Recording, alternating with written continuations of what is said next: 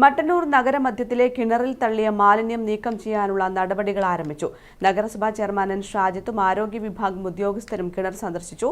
സ്ഥല ഉടമയ്ക്ക് നോട്ടീസ് നൽകി തുടർ നടപടികൾ സ്വീകരിക്കുമെന്ന് ചെയർമാൻ പറഞ്ഞു.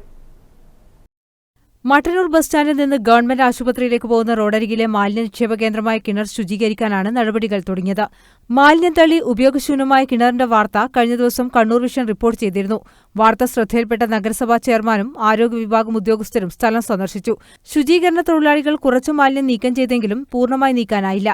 സ്ഥലം ഉടമയ്ക്ക് നോട്ടീസ് നൽകി തുടർ നടപടികൾ സ്വീകരിക്കാൻ ആരോഗ്യ വിഭാഗത്തിന് നിർദ്ദേശം നൽകിയിട്ടുണ്ടെന്ന് ചെയർമാൻ എൻ ഷാജിദ് പറഞ്ഞു. നഗരശുചീകരണം നടക്കുന്ന ആളുകളുടെ ശ്രദ്ധയിൽപ്പെടാത്ത സ്ഥലത്താണ് കിണറുള്ളത്. അതുകൊണ്ട് തന്നെ